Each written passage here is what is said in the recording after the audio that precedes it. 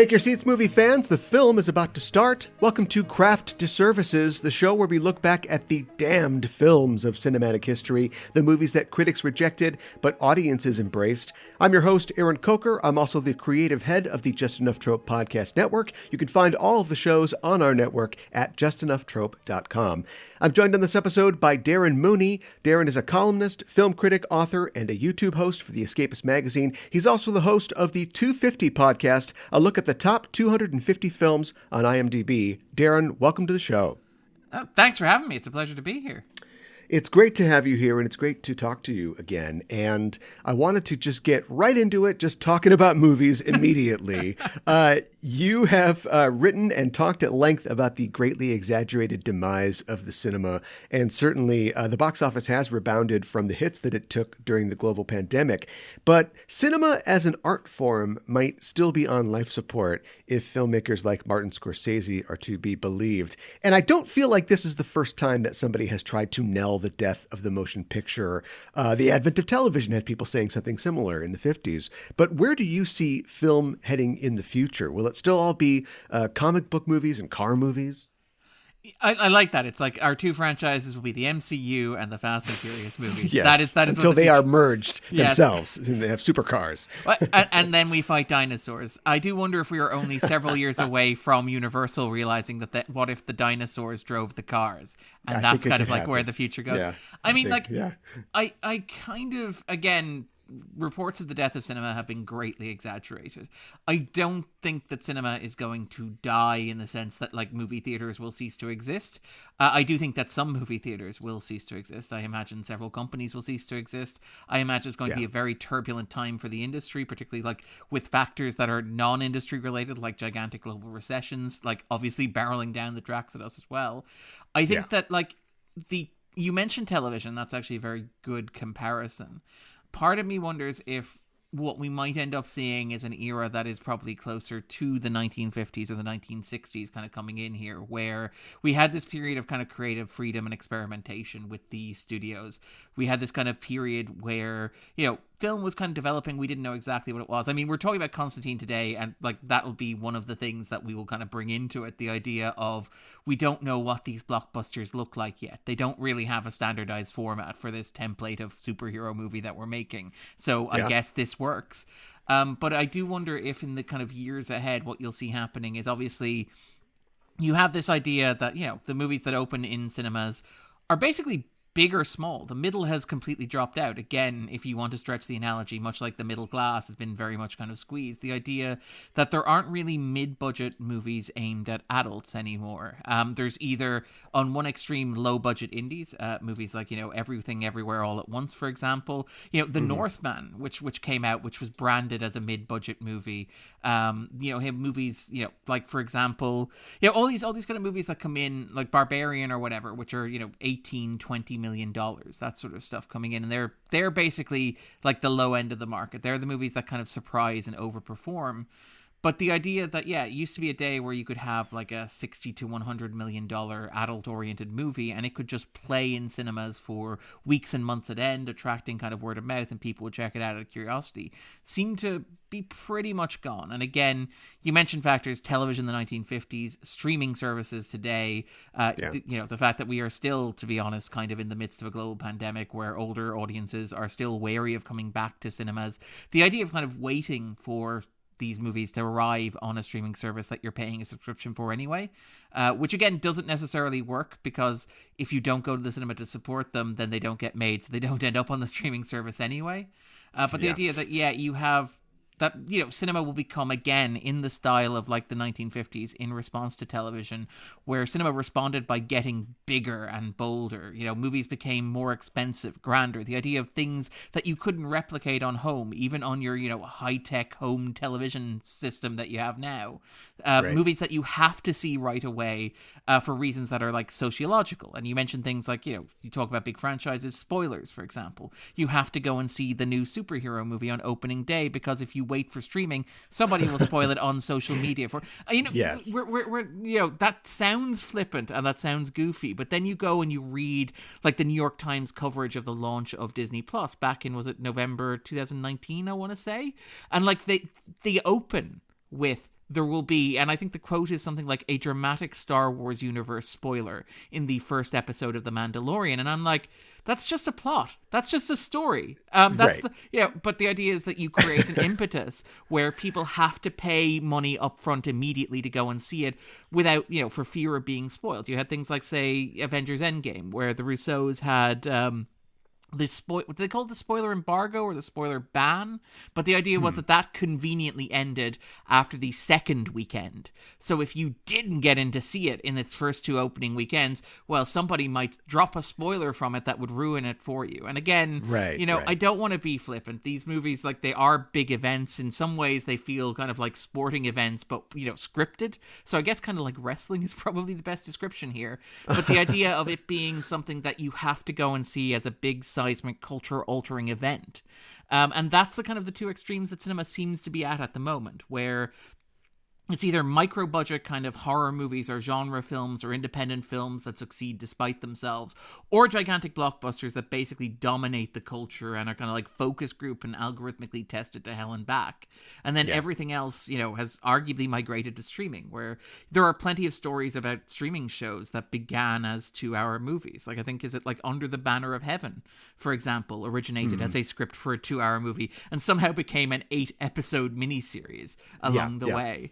And that really does feel like that's kind of where we're at. And the concern for me, acknowledging that cinemas will always be there. And again, I suspect cinemas, much like cinema as an art form, I suspect we're veering at the moment towards this idea of there being 2 extremes, where you have the big franchise cinemas that can survive and support these things, perhaps because they're owned by larger conglomerates that can eat the losses in the short term. And you'll probably have the survival of boutique kind of ones, small indie art houses that are frequented by, a local community with a curated kind of program or slate of movies that they're showing. And a lot of the cinemas that are going to go out of fashion are, the medium ones, the ones that aren't yet massive franchises, the ones that aren't yet turned into multiplexes.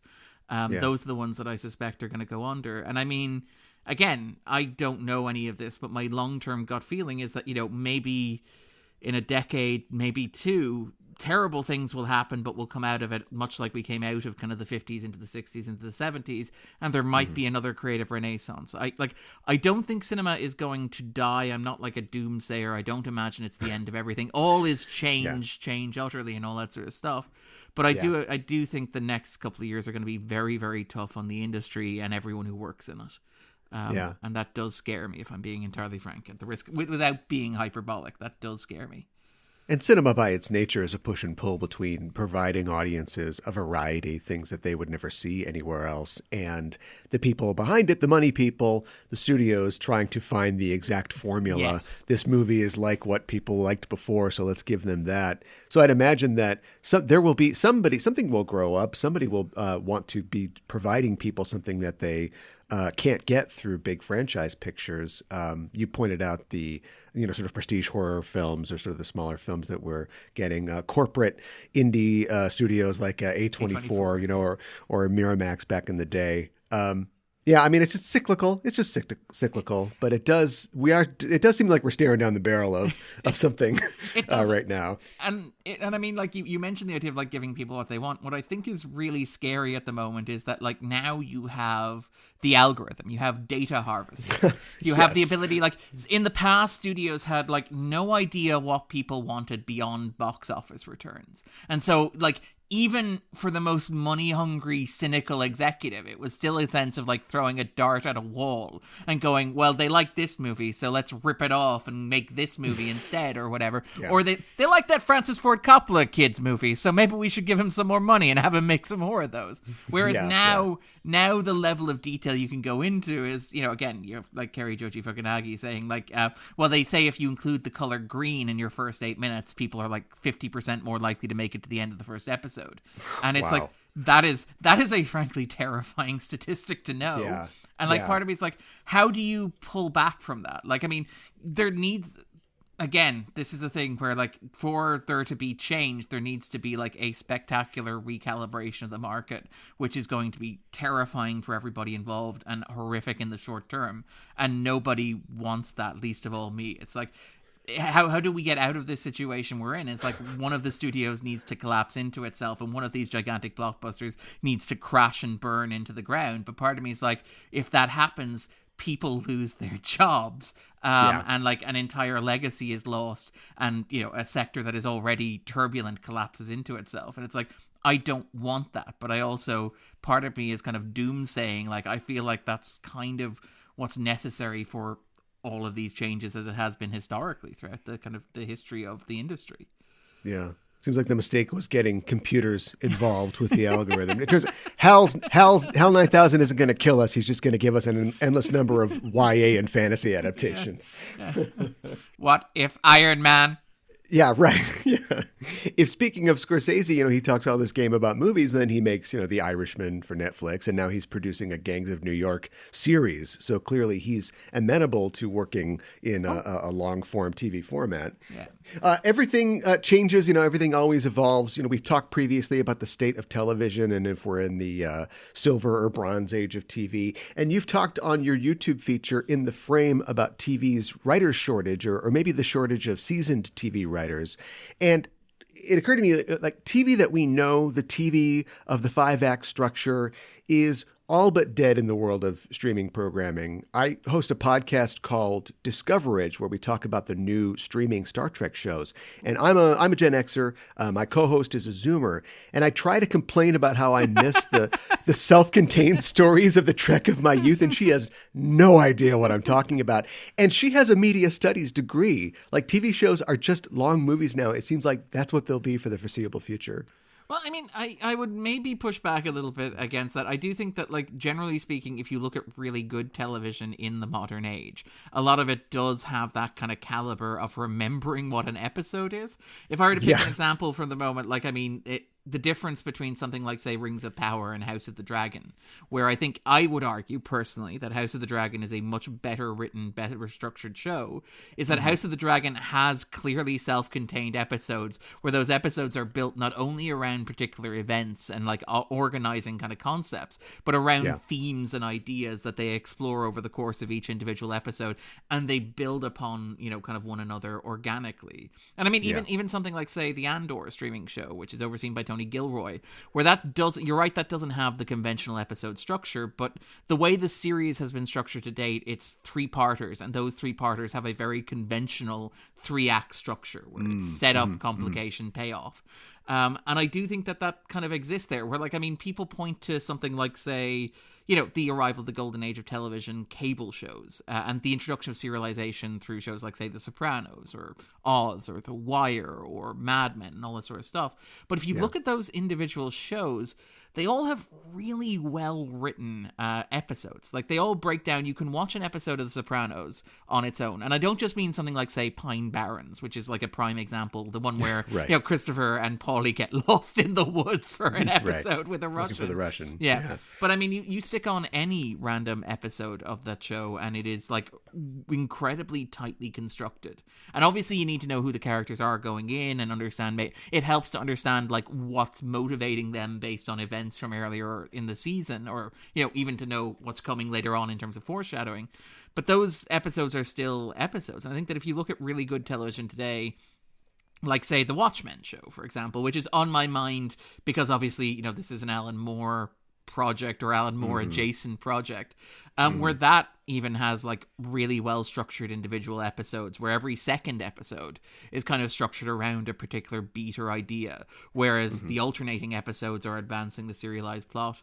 So I mean, I think the idea is there broadly, but I think that there is, as the video kind of mentions, when you get to the streaming age, the problem is that you have too much content being produced, where it's like somewhere in the region of, over the past 5 years, you've got, like, you've grown from 400 and something scripted shows up to 600 and something scripted shows, which is like a 50% growth. And it's like, where are the writers coming from this? And you could say, well, look, lots of writers study, lots of film writers in college. And it's like, okay, that's not where they're all coming from. But even if it was, you'd want them to have experience. Again, like the way that writers' rooms used to work, where you'd have, somewhere in the region of 8 to 12 writers, of varying degrees of experience, of varying, levels of experience within that of various kind of niches, working together, honing their skills, kind of growing through collaboration, nurturing kind of young talent. And again, we are both Star Trek guys. So like the Star Trek writers' rooms are kind of great examples of that, where you can almost like point to like the Deep Space Nine, the next generation Deep Space Nine writers' rooms as good writers' rooms, and like the Voyager and Enterprise writers' rooms as bad writers' rooms. Maybe not so much. And I'm not talking out of turn. The 50-year mission is a great oral history on this. The Blu-ray features on the Enterprise Blu-ray box sets are well worth watching on this, where you'll have Chris Black talks about how like again, and I don't want to be too harsh on individual writers. I think that like sure. I think that Brannon Braga had a lot of pressure on him. I think like Brannon Braga is a figure that is perhaps in some ways due a reckoning, but is also perhaps a figure that I think is somewhat sympathetic to me in large part because he came onto the show as the franchise as an intern. He moved over to Voyager. He was separated from Ronald D. Moore. And to hear people like, say, Fuller or Moore tell the story of what happened with Braga on Voyager, where he ended up basically being promoted somewhat above his level of experience far too quickly, and also a circumstance where he was answering directly to Rick Berman, who was, perhaps dealing with a more experienced writer on Deep Space Nine as showrunner Ira Steven Behr, and was kind of reluctant to see Voyager kind of go down that path or to have those conflicts with the writing staff on Voyager. But like it does seem like Braga again was somebody who was kind of pushed up through the ranks too quickly without gaining the experience necessary to do that. But you hear like Chris Black, like who's talking about working on Enterprise, and he talk about how like Braga I think is a really good writer. I think like he's written some of the franchise's best episodes. Cause and Effect is a masterpiece. I don't think and like there are, like, whatever you could say about Threshold and all the obvious punchlines along the way there, I think Braga's a really good nuts and bolts writer who has like a number of really great scripts to his name. But he talked about how like Braga would, when he was running Enterprise, go into his office early in the morning and just like rewrite scripts from scratch. And the writers in the room would just be kind of sitting awkwardly outside. And it would be like, 6 p.m., 7 p.m. by the time Braga had done rewriting whatever it was he was rewriting to fix the show. He's like, okay, guys, let's get cracking. And it's like 6 p.m. in the evening in the writer's room is not when you want to be hitting that beat. Whereas on Deep Space Nine, you have people like Moore or Echevarria kind of talking about how great it is to be kind of collaborative and involved. And it does feel like you don't have that in the streaming age because there's too much of it. The seasons are far shorter. And in many of these franchise properties, like the writer's job isn't to be like creative visionaries. Their job is to be like punch clock technicians who get the scripts in on time, deliver the requisite number of VFX shots, and don't rock the boat while delivering the obligatory cameos. I mean, Marvel doesn't have showrunners. It has head writers and head directors. And like there's interviews with like the LA Times where people, again, speaking anonymously because Hollywood is a small town, talking about how like nobody who you need. In order to run a show on like Disney Plus, you need a certain level of technical craft. And nobody who has that level of technical craft is going to take a position that is effectively a demotion for them. Nobody's going to move from a show where they are showrunner to be head writer because that is a demotion, and you don't do that if you want to advance your career. And yeah, it is kind of disheartening. I mean, Jessica Gowes, who's the head writer on She-Hulk, her interviews around that show have been like spectacular and revelatory and wonderful and amazing and honest. Because she's like, I remember being brought in and it's like, so what's the deal here? How much She-Hulk are we allowed to have in the show? I mean, for CGI reasons. And it's like, whatever you want, just write whatever you want. And so they write the show and then she comes back and it's like, so, when we said you could have however much She-Hulk you wanted, would you be able to tone that down by about 50%? That sort of stuff. What if you didn't show her transforming on camera? And again, that ties into a whole other like problem with VFX stuff. But it is kind of like it's a wagging the dog situation where the writers aren't driving this stuff anymore, which is a problem because television has historically been a writer-driven medium. Yeah. Sorry, that's very grim. No, that's absolutely true. And I was just talking about this on another podcast the other day, but just the idea of I want artists to have creative freedom, but it's maybe those structures and those limitations that help direct, the work that they do, having the 5-act structure, which, commercials can come at any time now. We can all be surprised by commercials whenever. So we don't necessarily need to follow that. I'm sure that'll evolve and change, but that certainly did lay a framework for writers to work around, in the past. You brought up Alan Moore. And of course we have to, because he's the creator of the character we're talking about today. But I would never say that this movie is connected to Alan Moore. I think Alan Moore would punch me if I don't want a spell cast on me. Yeah. And I'm sure you've heard the story recently about how Alan Moore was being interviewed by GQ magazine and talking about the fact that he was contacted by, quote unquote, the showrunner of the Watchmen series, with a kind of passive-aggressive letter sort of asking for a few tips, and how he basically just told the person, please don't ever contact me. I thought WB knew this. And he doesn't name anybody, but we all know who the runner of that show was. And when you read the text, Lindelof has come out and said he put a. Oh, he said that it. Okay. Lindelof came out years ago. I didn't know about the Alan Moore side of this, but Lindelof came out years ago when he was being interviewed about Watchmen, and he said, Alan Moore put a hex on me. I think was yeah.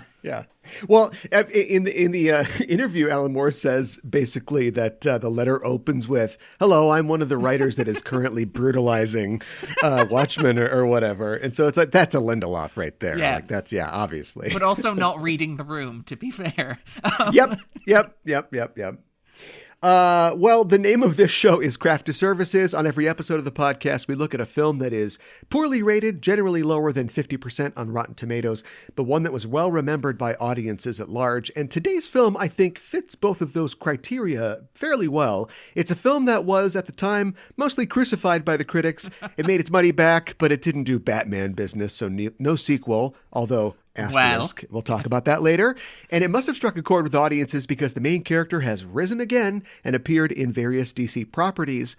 And then there's that sequel, which we will talk about later. We're talking about 2005's Constantine, a story about a spiritual investigator who's fighting hell to save souls, and hopefully his own if he can swing it. And it's the perfect example of the kind of mid-budget movie that they don't make anymore, as you mentioned, and possibly the last comic property to be adapted for the big screen without connections or hopes for any ongoing franchise. And I think it's also a fascinating glimpse at a post-Matrix, pre-John Wick, mid-period Keanu Reeves. Yeah, I mean, all that stuff is kind of why it kind of jumped out to me when you got in touch and you were like, what would you like to talk about? And I was like, Miami Vice. And you're like, we'll talk about Miami Vice later. What else would you like to talk about? But Constantine kind of jumped out to me because I'm thinking a lot lately. It's one of those things where I wonder the power of magical thinking.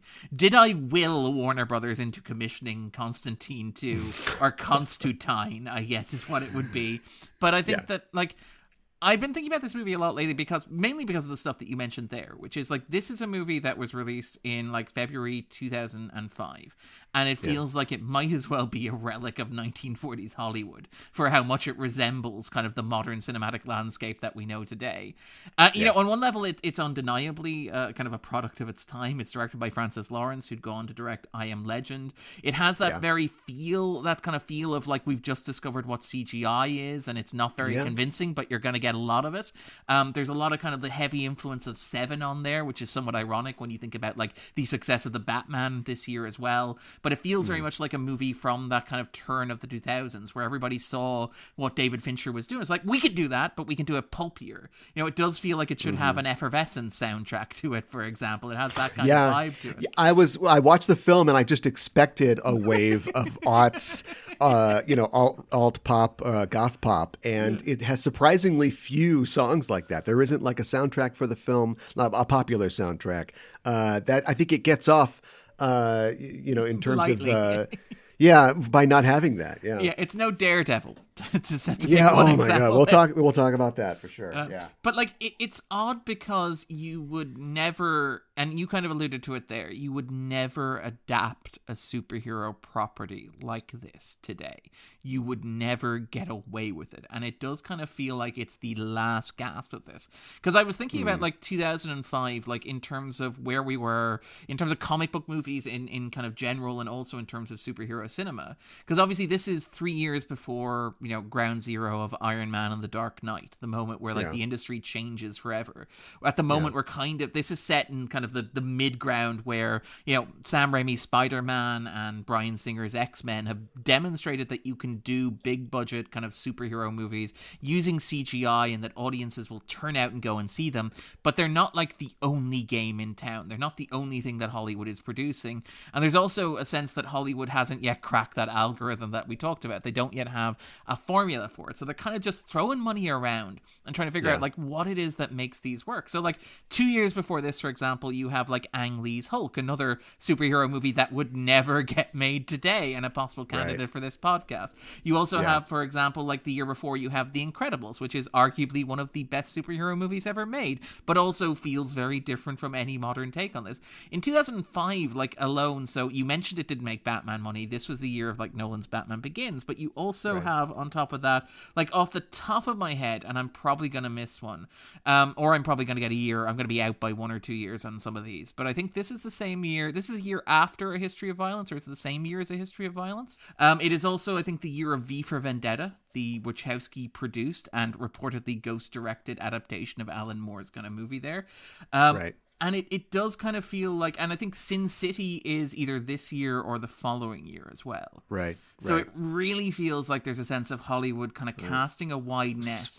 And a spate of R-rated comic book adaptations as well. And not necessarily conventional superhero movies, certainly not movies that are trying to build a shared universe, but movies that have their own kind of distinct aesthetics. And to be clear, to play devil's advocate, we should also acknowledge that this is the era of Daredevil and Elektra and Ghost Rider. So it's not as if Hollywood is kind of hitting it out of the park, or they're all even hitting the level of basically decent. But they are interesting and novel and distinct from one another, right? So and something about the edginess maybe of the aughts is that now you would never they slipped Ghost Rider into Agents of S.H.I.E.L.D., and I suppose there will eventually one day be a Ghost Rider film or Disney Plus series, but they went, no, let's do Ghost Rider, let's do Hellboy, let's do Constantine, let's do these supernatural themed things. Yeah. And I mean, and it is worth noting that, these are, you say edgier as well. It is noting that, these are very much influenced by, and again, influenced by in the loosest possible terms. As I said, I don't want Alan Moore to hex me, but, these are these are all, Alan Moore kind of, not all, but a lot of them are, Frank Miller, Alan Moore adjacent. They're kind of comic books that aren't necessarily superhero comic books as well. There's a sense of Hollywood kind of just casting a net and going, well, look, this thing worked for Spider-Man and X-Men. What does it look like if we try something that isn't quite that, but is that adjacent? That thing that we mentioned where you don't have the algorithm, so you're just kind of groping around in the dark going, is this what they like about this? And they're also they're properties too that aren't spoken for in terms of rights. That is a big deal as well. Yes. There's a possibly apocryphal story that I heard once about some people that worked in a comic shop that was in, Burbank or something like that. And some people came in saying hey guys, what's pop? What do you like? Do you like those comic books? And they're wearing Green Lantern or comic shirts, but they still have the creases in them. They were clearly just taken out of a bag or off a shelf. They're just, people are just looking for hey, what's hot right now? What can we snap up? Yeah.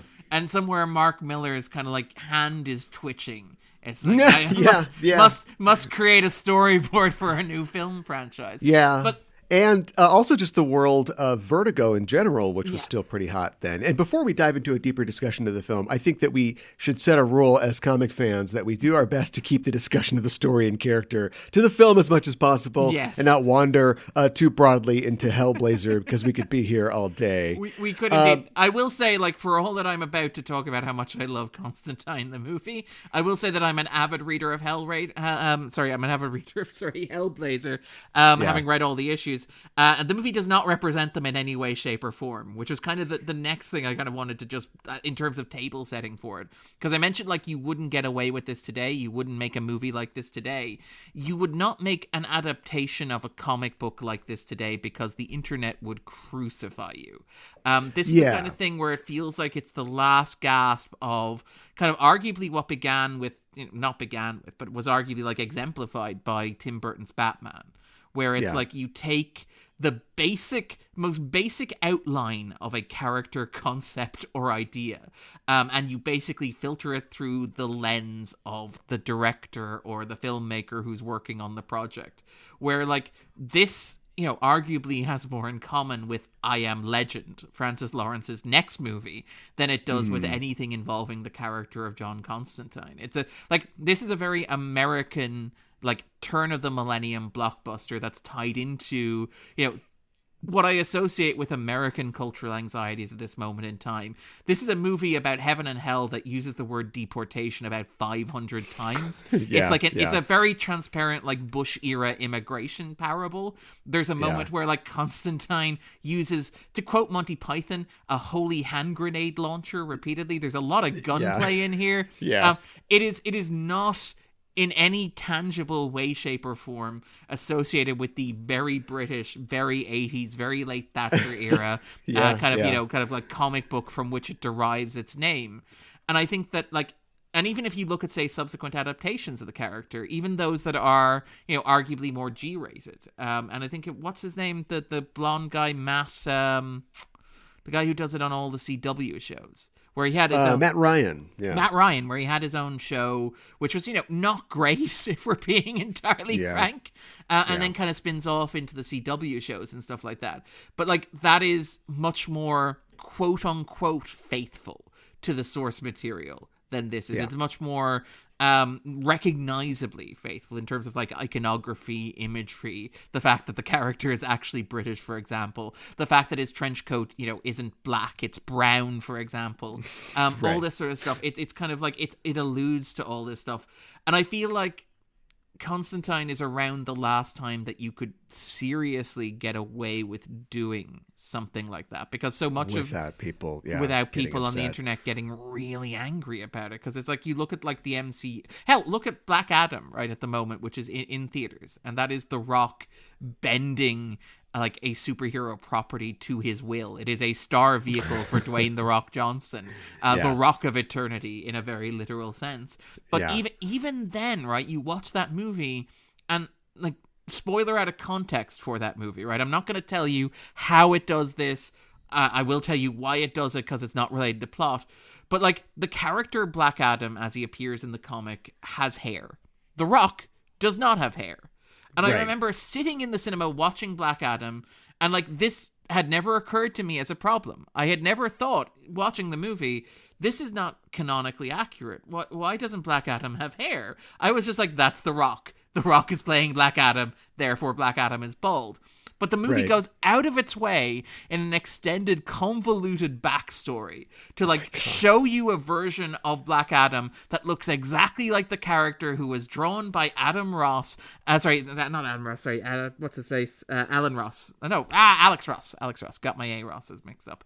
Drawn by Alex Ross, and it goes out of its way to then explain why the version of Black Adam you are seeing on screen does not have a crop of black hair. And I'm like, why? Like, I don't need that explanation. That question never occurred to me sitting in the cinema, but you feel the need to answer it. And you see it a lot with a lot of the kind of Marvel movies where, and I say this as somebody who, like, loves, say, Thor Ragnarok, for example, but they will go out of their way to do things like do freeze frame references to, like, panels from the comic book, where like Ragnarok's great. I think Ragnarok is one of the best MCU movies. I think it's fantastic. I love it from top to bottom, but it is not an adaptation of the classic Walt Simonson run. Like, it's not an adaptation of the Simonson run in any way, shape, or form, but it goes out of its way to do a freeze frame of, like, Scourge the Executioner double wielding machine guns on the Rainbow Bridge, because that is an image from the Simonson run. And it's like, that doesn't belong in this movie that you're showing me, but it's there because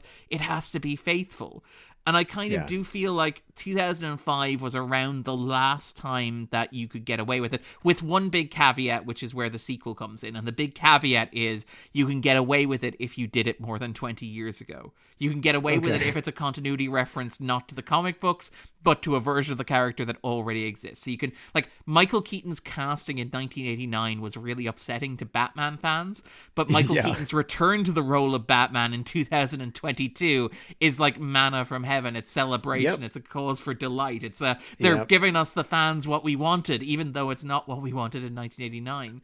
So like that, watching Constantine, that's kind of what runs through my head, is that like, this is the kind of like, it is an adaptation with an emphasis on adapting in a way that just wouldn't happen today. I don't think. I couldn't see with a property like this it happening today. I mean, and you can pick any number of examples. You mentioned the Hellboy movies, Guillermo del Toro's Hellboy movies, and those got remade. Was it Neil Marshall did it?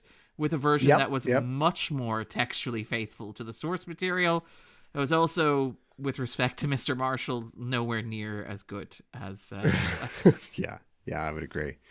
So, I mean, that was the gold standard back then for adaptations. Like, how much did they get right? Right? Like, what did they change? And like, oh, now they're going to change somebody's origin, or they're going to do something different. And of course, it's no guarantee of quality. I mean, Daredevil came out in 2003 and they changed almost nothing and it still sucked. So I think I know that myself and probably a lot of other comic fans who are going to see movies were just resigning themselves to angrily leaving theaters for the rest of our lives. But I thought that Constantine was a breath of fresh air. And specifically, like, once I had to get over the admittedly huge hurdle of transplanting the character and making it something completely different, but something that I think still captures like the essence of the character in a way, captures definitely like the character's doing the same sort of thing, but somebody who is, fighting the institutions, not only of the bad guys in hell, but also of the good guys in heaven. Yeah, I mean, it's a very, like, and again, I'm worried about offending you and American listeners. I say this loving the movie very, very much. It is a very American adaptation of the core concept, which is not a bad thing, to be clear. Like, Hellblazer is obscenely British. It is one of the most British things you have ever encountered. Like, and again, we said we're not going to talk about the comics, but if you read that comic series from like issue 1 up to 300 whatever, it is like charting a social history of Britain. The characters are constantly talking about like Margaret Thatcher, John Major, Tony Blair, about the Tories, about, like the strikes, the impacts, the erosions of like the NHS, like the royal family. It could not be more British if it tried to be. And like, he spends the first 30 issues just caravanning around ley lines with hippies. Oh, yeah, like the Delano run, which is amazing. Yeah. Like it is a very British thing, and that's great. That's part of what I love about it, and that is, if you wanted to read it, what I would recommend about it. It is a great window into British culture in a way that is like unvarnished and is like very much very raw, and kind of again seems to assume that you care, which is always great. Like, it's an insider's look at Britain, which is fascinating. It's full of all these, as you mentioned, Vertigo, angry young British writers writing from that perspective, and I think that's what makes it great. I also think that is untranslatable to an American blockbuster. The only way that you could make an adaptation of this that would work would be to like go to Britain and give $30 or $40 million to a young British filmmaker and make something that is inaccessible to like American blockbuster audiences. Like, the worst version of this is probably something like Guy Ritchie doing Snatch or something, but with demons, which is probably like the closest I can get to it kind of working. I suppose actually in the 90s you could probably do, again, it's all very folksy. It's stuff like, say, the Full Monty. That's the kind, when I think of like very British cinema that breaks over in the US, it is not like the social realism of like Ken Loach or something like that. But I think that if you are going to make a blockbuster version of this, you have to adapt it for American audiences, and you have to adapt it to a template of American cinema. And I think that the movie does that reasonably well. Like, that's the thing. Yeah. It is not a faithful adaptation, but it is, if you want to make a blockbuster of Constantine, it is a remarkable or reliable way of doing that. Right down to the casting of like Keanu Reeves. Like, to pick an example, to pick like one illustrative example here, right? The British version of the character of Constantine is a famously manipulative bastard. He will do whatever it takes to come out on top. Generally means well in like a great existential sense, in that he doesn't like want the world to end and will generally help people if he can, but he's also very begrudging, very cynical, very calculating, very cruel, and willing to throw anybody under the bus to get what he feels he needs or wants. And like, it's notable, for example, that like this is very loosely based on the Garth Ennis arc Dangerous Habits, which is one of the defining stories for the character. And we're assuming listeners have seen the movie, I hope. We are talking about spoilers. They better. Yeah. But like, so the end of the comic book, and again, sorry, I know we said we weren't going to talk too much about this, but it's a fundamental difference, and I think it illustrates like the difference between what the comic book is and what the movie is. Yeah. At the end of Dangerous Habits, Constantine is suffering from lung cancer. The devil is coming to collect his soul. It's, you know, the basic arc is the same. The basic plot beat is the same. The dynamic is the same. The devil is going to leave hell itself to collect Constantine's soul because he's done terrible things and because he's dying of lung cancer. The difference is that in the British version, Constantine gets out of this by selling his soul to 3 different major demons and potentially sparking a civil war in hell, making his soul fundamentally unclaimable without plunging like the dark realm into complete and utter chaos. It is the most selfish, manipulative, cynical, calculating thing the character could do. It is cold and it is mean and it is borderline sociopathic because it seems to risk existence itself for the purposes of buying the character a few more years on Earth.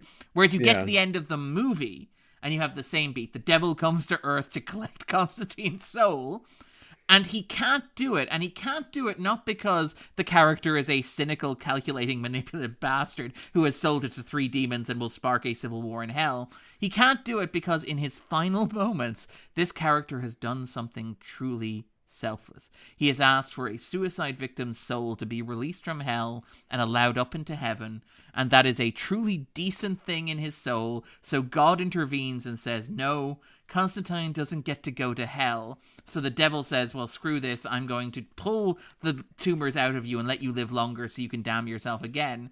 And the difference is, that's the difference between the protagonist of a punky British adult comic book and an American mainstream blockbuster where Keanu Reeves, like, and again, we'll maybe talk about the Reeves of it all in a moment, but like Reeves at this moment in time is going through an interesting phase in his career where like he was he was like a stoner teenager. He kind of like tried to reinvent himself as a serious actor, working with people like Francis Ford Coppola, Gus Van Sant.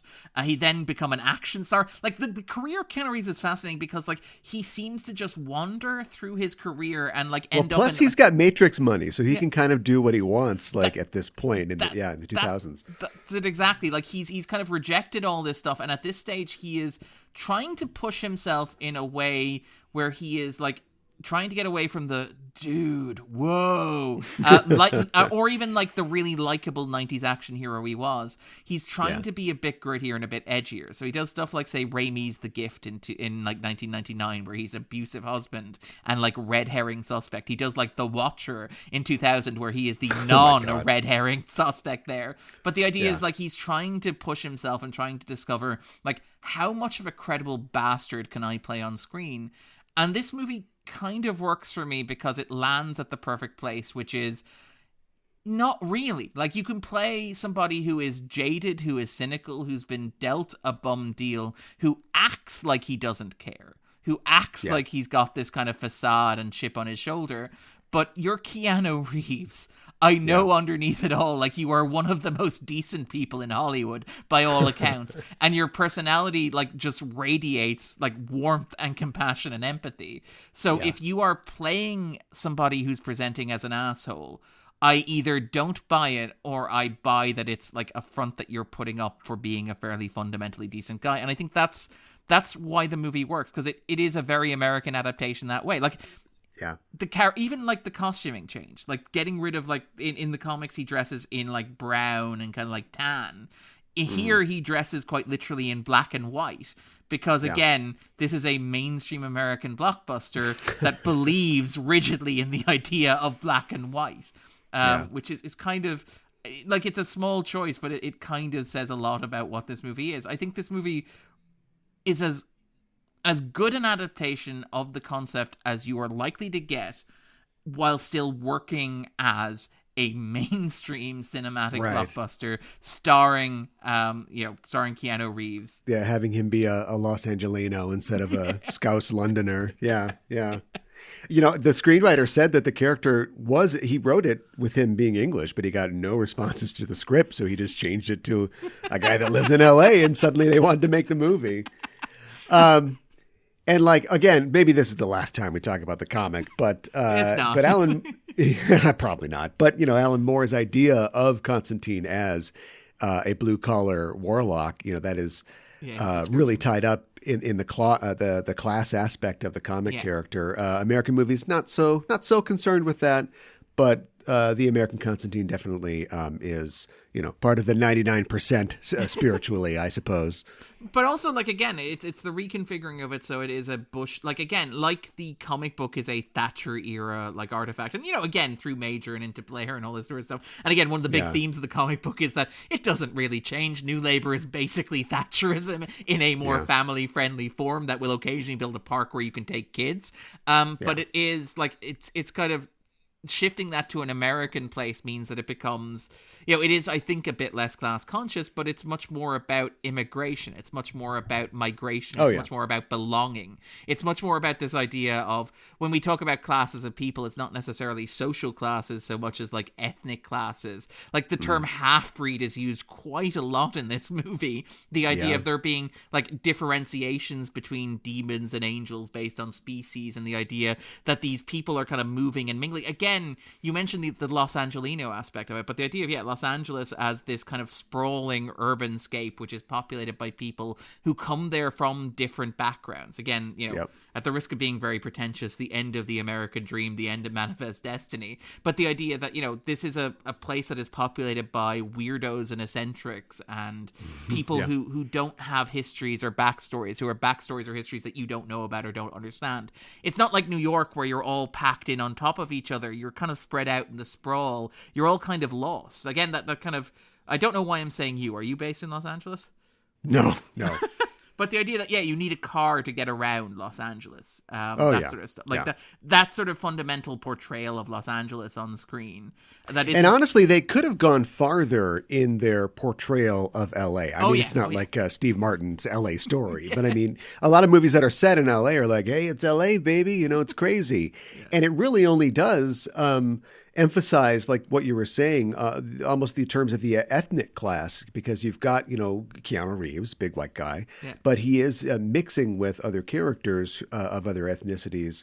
You know, explicitly at the beginning, he is servicing, you know, this family, a Filipino family whose daughter is possessed. And so we see him going to places that a character like Gavin Rossdale's pinstripe-suited character, you could never imagine them being there. Yeah, I mean, even things like, say, Papa Midnight, who is a character from the Delano run. I believe he's actually introduced in the first issue of the comic. Even here, there's kind of an element of that where he feels weirdly like, in the comic book, there's an element of like exoticism to him, whereas here, here there arguably is as well. Like the movie doesn't lean as heavily into it's 1980s. Let's talk about voodoo stuff, which is for the better. But he does really feel like he's, again, like Constantine, this kind of figure who kind of blows in, who doesn't really kind of like, there's this transitory aspect to it, which I find interesting. And the idea that, all the demons are literally trying to leave hell. They're trying to get out.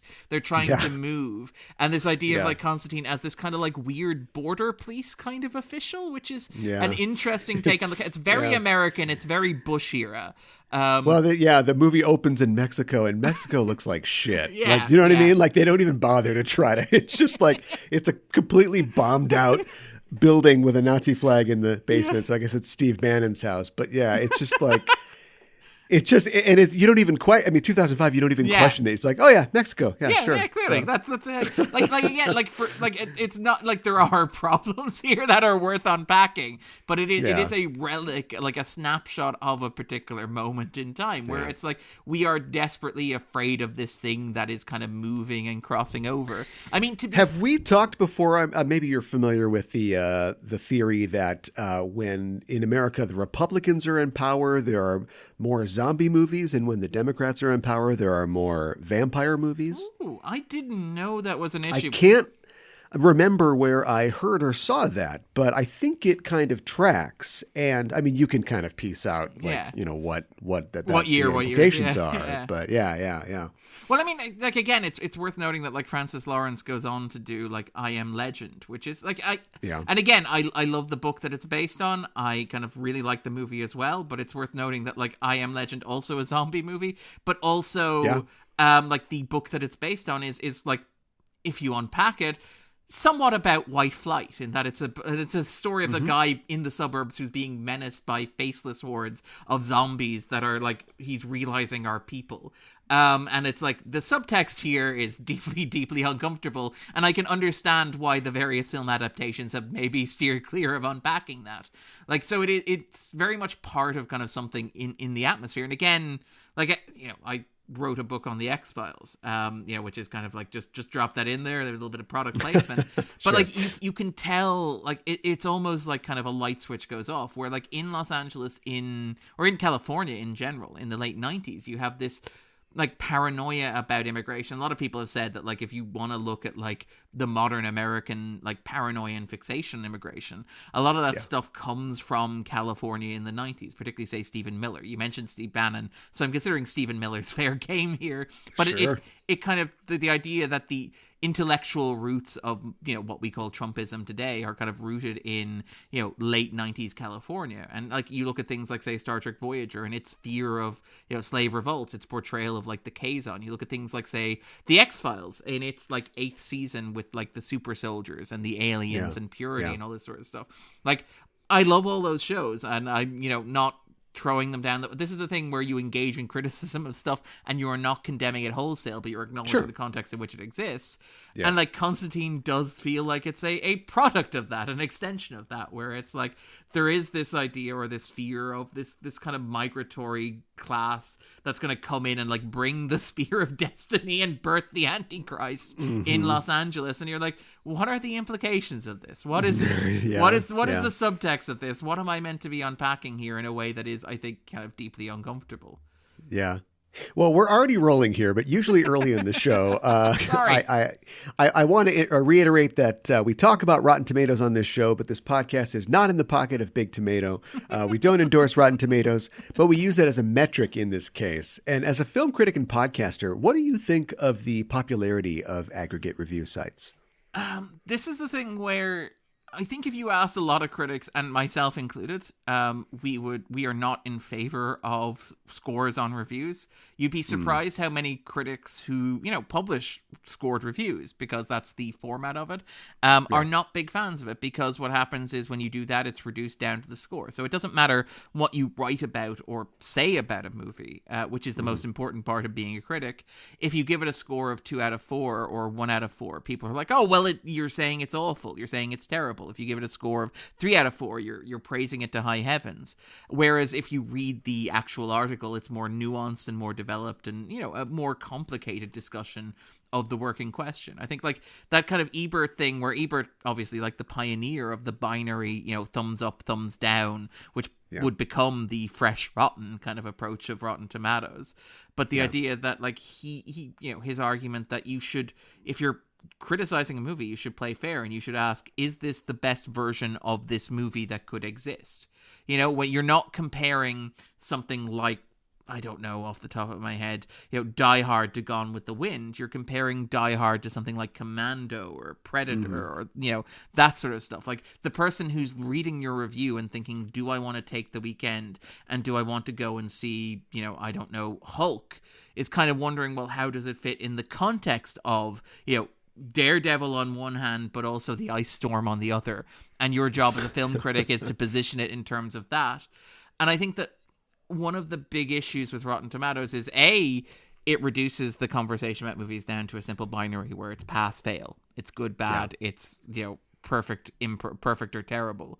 And the other side of that is that it also, and this is maybe less of an issue now, but I think it was very much an issue if you want to pick a particular moment in time, 2012 through say 2016, where it becomes a way for people online, and I want to be very careful about how I phrase this, but people online who are not particularly concerned with nuance or engaging in discussion as anything more than a battle of wits with which they might bludgeon their opponents to death gruesomely in front of other people.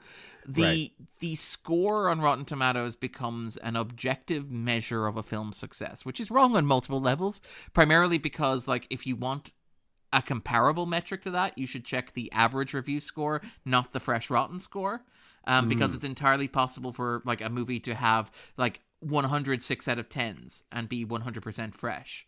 And that's that's different from a movie having 90% 9s and sort of 10% 4s or whatever.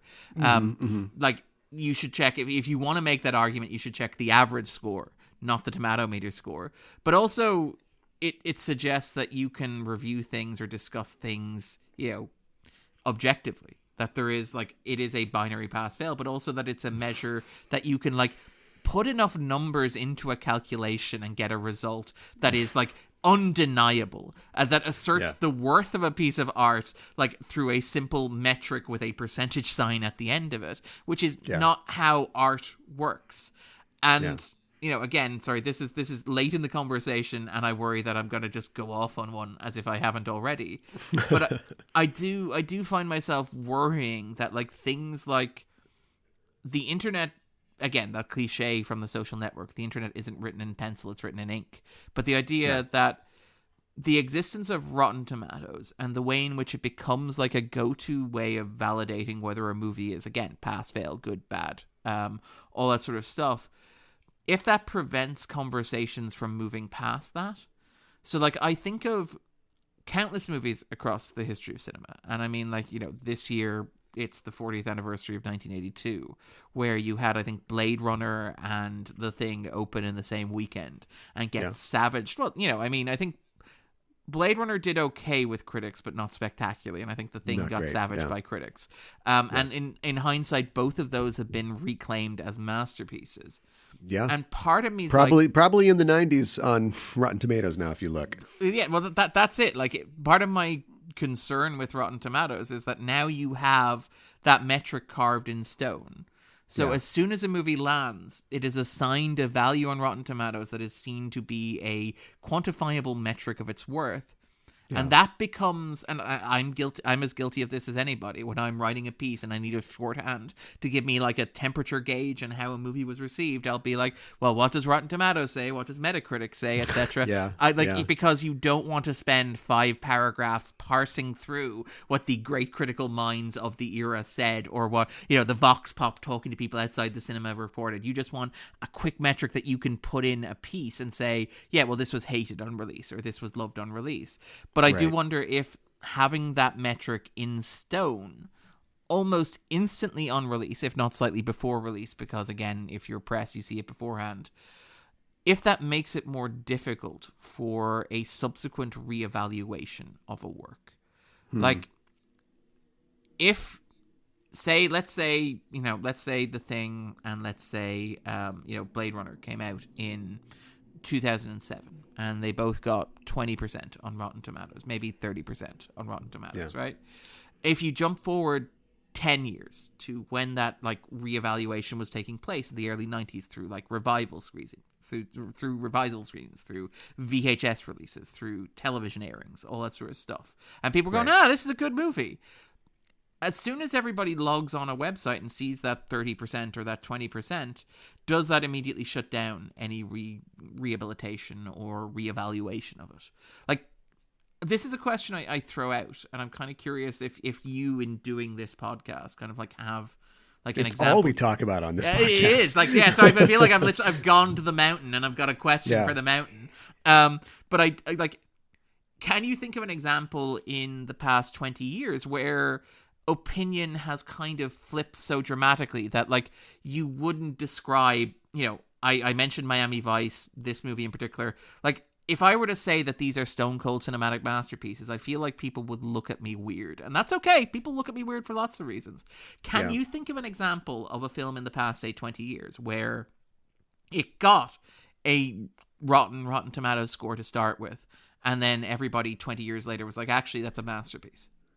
Well, I don't know about masterpiece, but Constantine might be like the patient zero of that. It sits at a perfect point, I think, in 2005, where the internet is definitely around. There is internet criticism. I don't know the founding date of Rotten Tomatoes, but it was in its infancy, I'm sure, and it has not been reevaluated. Something that I like to do is compare Rotten Tomatoes and the Metacritic scores, because Metacritic tends to take contemporary reviews specifically, whereas Rotten Tomatoes will take anything, and you see that bump from reevaluation. The Thing, for instance, is 83% on Rotten Tomatoes, but 57 on Metacritic, which isn't technically a percentage, but it is essentially, because it's out of 100. And so it has gotten that bump from bloggers from, moviebutthole.com or whatever, going back and saying, oh, it's a masterpiece. It's, it gets that kind of bump. Constantine has not enjoyed that bump, even though it was financially successful. It stars the internet's boyfriend, Keanu Reeves, and it's getting a sequel. And now everybody's like, oh yeah, Constantine's so good. I remember that. None of you were talking about Constantine for the last 20 years. I've been the one trying to tell people that they should watch Constantine. What are you talking about? So I don't know if that answers your question. You do get other weird phenomenon, like a movie like Star Trek Into Darkness, which had everything going for it, is in the 90s on Rotten Tomatoes. But once you get that thing set in stone, we can't change it. And so now everybody agrees 10 years later that it was not a great film. But it is still like the number 2 or 3 rated Trek film out of the entire franchise, because that's where we were when that was put down. Well, I think the opposite is true. I think there are movies where, and again, this is one of the things where the internet is not real life, and it's very important to stress that. I think there are plenty of cases of movies that are like warmly received either by critics or by the general populace that are like regarded as, oh, what the hell was that? What were we all thinking? I mean, like Three Billboards is like a prime example, which is a movie I actually do like, because it's so mean, so nasty, and so nihilistic. But like, that's a movie that was roundly praised at the time. It got Oscar nominations. Its Rotten Tomatoes score is incredibly high. It got all these critics awards. But there is a sense of, well, wait, what were we all kind of smoking when that came out? And like, it's part of the narrative, like the Banshees of Inisherin, is this idea. Is it? Is Three Billboards like the anti-Constantine? Because Your countryman Martin McDonagh is like writing a movie about like, oh, Americans do this, blah, blah, blah, blah, blah. And I remember watching that film and thinking, there are some good things here, but this is clearly written by somebody who is viewing America from the outside. Well, that's it. Like the part of the narrative, like the Banshees of Inisherin, which is his follow-up, is that this is a redemption story. And I'm like, a redemption story to a movie that like got a Best Picture nomination and won 2 acting categories at the Oscars, which is kind of one of those things. So I do think that you have a point that it works in reverse. And we've talked on another podcast about Star Trek Into Darkness, where I think that is the case, where like you look at the metrics of its performance, and those are great. Those are the kind of thing that everybody should be aspiring towards. But the internet narrative around it is, well, this was this colossal misfire that everybody hates now, right? I don't and David Lindelof has to apologize whenever he goes to a party for the film. And like I think that was the second line of the letter that he sent Alan Moore. It's like sorry sorry, darkness. But it's the other example that I kind of struggle with, and it's like the examples that I think of are kind of mostly niche stuff. Like it's like Jennifer's Body, I think, has been rehabilitated, but only among like extremely niche online film critics. That like a lot of people in the regular audience, if you showed them that today, would be like, "That's crap. What the hell is this?" Miami Vice like has its like it's almost a joke to be like Miami Vice is a secret masterpiece, because it's like, oh, that's an acceptable contrary film opinion to have. It's not like I suppose, but it is a Michael Mann film, and any Michael Mann film I think has. I mean, people try to talk like the Keep is something amazing. Do you know what I mean? Like, he's the kind of guy that people will go to bat for. So you need to man up, But go mano a mano on. But yeah, like that's the thing is can't think of like an equivalent kind of like movie within the past 20 years that has had that, where it's like, well, now we all agree it's a masterpiece. Yeah. I mean, like, because you do get a lot of those articles, but those articles are like, again, they're always minority positions, and they're always... And they're clickbaity. And they're clickbait. Yeah. And I say that as somebody who would, like, if somebody paid me to, would write 10,000 words on Miami Vice for Constantine being secret masterpieces. But, like, they are always kind of, again, they're positioned contrarily. It's not like this thing has arrived. People aren't hosting... my local, cinemas aren't screening Constantine for its 50th or 20th anniversary, Yeah. Which is a shame. It is. Let me talk numbers a little bit here. This had a budget of estimated somewhere between 70 and 100 million, and it made 230 million. So, technically a success, but definitely not setting anybody's hair on fire. Yeah. The ratings of the film, it sits at 46% on Rotten Tomatoes, 50 on Metacritic, and 7 out of 10 on IMDb. It was directed by, as you said, Francis Lawrence. He got to start directing music videos. He directed many music videos in the late 90s and early 2000s, and this is his debut feature. He would go on to helm, as you said, I Am Legend, as well as the Hunger Games sequels, Water for Elephants, Red Sparrow, and he'll be directing the upcoming Hunger Games prequel, as well as the film Slumberland. Speaking of comic adaptations whose rights were probably out there for the plucking. The film had initially tapped Paul Hunter to direct it. Hunter was also a video director. He had one feature to his name, both at the time and now, 2003's Bulletproof Monk. He was replaced by Tarsem Singh on the project, director of The Fall and The Cell and Immortals. And at that time, Nicolas Cage was attached to star. And apparently Singh didn't want to do the film with Cage, which led to the director's departure. Here's a sidebar: Nick Cage as John Constantine. I'm more interested in Tarsem Singh directing this, to be fair. Yeah, I suppose. Definitely, visuals forward as far as Tarsem Singh goes. Although I have to give it to Lawrence. I think that the visuals in this are very impressive. Yeah. And coming out in 2005, it's got... I was expecting, having not seen this in a while, to see a lot of like aughts CGI. Yeah. But I think that the blend of CGI with the great model work by Stan Winston Studios, maybe it's like, I think it just works. And maybe it's a part of the fact that it is supposed to be kind of abstracted. It's supposed to be like spiritual elements that aren't supposed to convince us that they're real. But I think that the CGI really pulls it off. And also heightened as well, the fact that like it's not trying to be verisimilitudious. It's not trying to be like... And again, like this is... I don't like being the guy who's like, well, let's knock the Marvel movies for cheap points. But it's like, you look at, say, the production, like the pipeline that they have with their special effects, where the idea is that everything looks as close to realistic as possible, ideally. The idea that you can fix anything with a green screen, but the idea is that like the green screen should make it look like it's a brightly lit, show designed to be watched like on any device whatsoever. You can watch it on your phone and you won't be confused by what's going on, unlike, say, Game of Thrones or House of the Dragon. Whereas this has a very aggressive style to it, where it's all like yellows and kind of like grotty decay and like browns and kind of beiges, and like, so it feels like when they do that CGI stuff, it feels, again, it is animated because obviously it's CGI, but it does feel kind of cartoonish in a way that is like intentional and deliberate. And so the fact that these figures aren't like necessarily convincing in a real way isn't a problem. And I think, like you mentioned, the practical effects work, the model work, like even the makeup on stuff like, say, Balthazar is a big example here, with a bit where like Constantine like throws holy water on him and his face melts. His face off, it's like, even just like 3 years later, Nolan would be doing like Two-Face using CGI.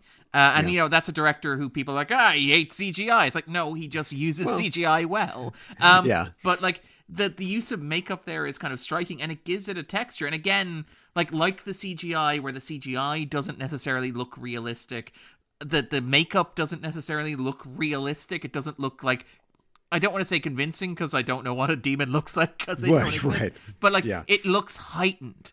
Like That's the thing that I really like about this, is that it has a style. There's a bit where he goes into the kind of projection, is it the projection room with like, is it Manuel where he dies? So no, not the Manuel, sorry, it's the scavenger, basically the guy who brings him the kind of the dragon's fire wand, because of course he does, because again, we're talking blockbuster here as well. Yeah. But the idea where he goes and he finds him and he has all these tokens hanging from the ceiling in glass jars. Like, that sort of imagery where it's all, again, it's kind of this intersection of being mundane, but also kind of grotty, but also kind of unreal. That just that scene in the bowling alley where you've got the crisp, kind of like 60s-ish bowling alley, and then it just pans right, behind the lanes where the pins are, and then you're in the sort of like the guts, like you're seeing inside, like, not only this bowling alley, but just, the guts behind the world that we're talking about, the demons and the angels and the things that are creeping around in the shadows. I mean, again, this is a very post-Matrix movie. This is a movie about like the world underneath the world that you know. Like it's very much like we brought Keanu Reeves back, and we're doing like, again, this is. And again, there's a world that you don't know about. Yeah. Like not to get too, kind of, again, going to the well of picking other comic book adaptations and kind of going, well, this is an example of it. But like when The Winter Soldier came out, like I remember everybody being, and the Russos being like, this is a conspiracy thriller. And it's like, no, that's not a conspiracy thriller. It's an action movie with trappings of conspiracy thrillers and allusions to them. But like Constantine actually feels properly conspiratorial. It feels very much like those kind of late 90s movies like Dark City, like The Matrix, like The 13th Floor, where it's this idea of there's a world that you don't understand being controlled by shadow figures. And I mean, obviously, like the big mystery that drives so much of the plot is who's behind all of this. And there is actually like a mystery that you can solve, where it's could like, it be Satan? Could it be Satan, or could it be Gabriel? Like the shocking twist that like, and again, it's something where you watch the movie from the perspective like 2022, where Tilda Swinton has been an institution for like 17 years, and it's like, well, Tilda Swinton seems to have a very small role as Gabriel. I wonder if she's gonna come back. Fun fact: this is the last movie that she appeared in without false teeth. Interesting. No, I don't know if that's true. Again, keeping to the very Britishness of the concept, I suppose. Yeah, every role she plays now, she's playing some goofy character that has weird teeth, it seems like. But the idea that, it's a mystery that you can solve, and that like it's Gabriel that's behind it all, and it's all part of a secret agenda, and you have to work out who's doing what and why. Which is the kind of, it is actually like proper, like the idea that like Papa Midnight is holding meetings with Balthazar, and the idea that they're going into closed rooms, and the idea that like Constantine is constantly peering in through doors and half hearing whispers of conversations, and the idea that there's something coming but he doesn't know what it is. Like, it's, it's not a masterpiece. I'm not arguing that it's like 3 Days of the Condor, but with CGI demons or anything like that. But it does feel like it belongs, like, again, to something more than just the generic superhero movie template, where it's like, no, this is part of a larger movement in American cinema at the turn of the millennium, where everybody was really paranoid, really conspiratorial, really believing that, like, the world operated by a system of rules that ordinary people didn't understand, or which were like rippling beneath the surface, in a way that feels like committed to that. And again, you mentioned like reading the old kind of Hellblazer comics and like the ley lines and stuff like that, but that's a very different energy. Like where like when you're reading those comics, whenever it's a conspiracy, it's always members of the royal family, as opposed to here, where it's just like, no, it's locked rooms in nightclubs, or it's this nice looking businessman, but also this grotty antique stealer and all this sort of stuff. It's these people you don't know or don't understand. I really liked that aspect of it. Kind of, again, the way in which it felt like it was a kind of a product of its time, Yeah. It might also be what made it sort of hard to grasp for a lot of audiences, or maybe reviewers at the time. You've got a guy in a trench coat walking around LA. I mean, we're talking about a noir, right? Yeah, like, I think it was exactly It's Times Richard Corliss who called it a theological noir action film. And I think that all tracks, and I think that the movie does evince that, but maybe as a critic or as one of the people who didn't like the movie or didn't go to see the movie was like, I don't, what am I even buying into here? He's got a gold cross shotgun. Like, what's happening? He's got a holy grenade launcher. Like, I mean, again, yeah. Like, I mean, and to be clear, like, it's the film noir stuff is not subtle. Again, the fact it's set in Los Angeles, the fact that he's smoking cigarettes constantly. This is around the time that cigarettes start disappearing from American mainstream movies. I think, like, is it in the AV Club, Tom Brahan points out that, like, arguably, like, John Constantine, played by Keanu Reeves, is the last leading man to make smoking a cigarette look sexy, even as he's dying of lung cancer. But you even have things like, say, Rachel Weisz is playing two roles.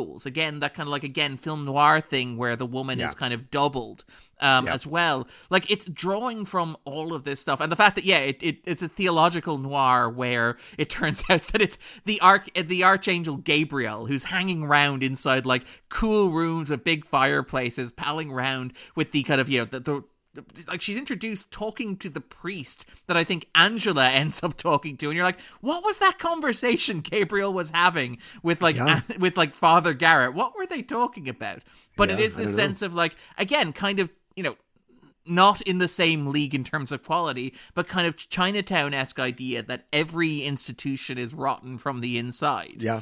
Fundamentally, and that anything you, like, again... And again, I'm worried I'm kind of overselling or overemphasizing this or giving the movie too much credit. But, like, the idea that, like, God is entirely absent from this. And again, it's something that feels weirdly Ennisonian, for lack of a better word, because it's like, it reminds me, ironically, of, like, Ennis's work on Preacher. The presentation of, like, God in Preacher as this, like, absent father who doesn't really care about his creation in any meaningful way, shape, or form. Or in Gaiman's Sandman or Carrie's Lucifer as well. That's a Vertigo thing through and through. That God is just nowhere to be found. God, and, like, even here, it's the sense that, like, everybody is God's children, and they're all dealing with that in different ways. Like, God is the absent father here. And again, it feels almost provocative in terms of this being a mainstream studio blockbuster where like it's a film noir where like God is almost like the John Huston character from Chinatown, this presumably complete monster who has allowed all this stuff to happen and doesn't really care. Like Gabriel's like the whole plot of this movie happens because Gabriel is like really jealous that God loves his other kids better. Like that's basically it. That's the entire motivating like factor here. And I kind of love that again for a $70 million like comic book adaptation in 2005. It feels again I'm always wary of being the guy who's like, they'd never do that today. But part of me is like, can you imagine like making a movie today, like with not this with budget, with this budget, yeah, not with this budget, where the villain, like where God is like basically a neglectful, absent father at best, and Gabriel and Mammon, of course, the frustrated sons or children. Trying to strike back. It blows me away that this film is so much more than the sum of its parts. You know, it's from the writer of Suburban Commando and the director of I'm a Slave for You. The dude from Point Break. The dude from Point Break is California magician Constantine. Did we mention that Gavin Rossdale has a major role? Is that sweetening the pot for you at all? I mean, Gavin Rossdale, Shia LaBeouf. He's not at all. There's no complicated legacy to unpack here. I mean, like, I do love that, by the way, it reunites, like, Chain Reaction stars. Keanu Reeves and Rachel Weisz. Yeah. What America wanted. Another scene of Keanu Reeves helping Rachel Weisz into a bathtub in her clothes. It's like, America is ready again. You're just repeating yourself, Hollywood. Come on. One of the unsung heroes of the film, I think, is the cinematographer, French cinematographer Philippe Rousselot, who's worked on a range of Hollywood films, Dangerous Liaison, Summer's Bee, Interview with the Vampire, Big Fish, all of those, you know, visually sumptuous. And there is a ton of like warm fill light on our actors here, you know, giving it a solidity and a beauty. And it's a great looking cast from Reeves to Rossdale to Hunsu to Swinton.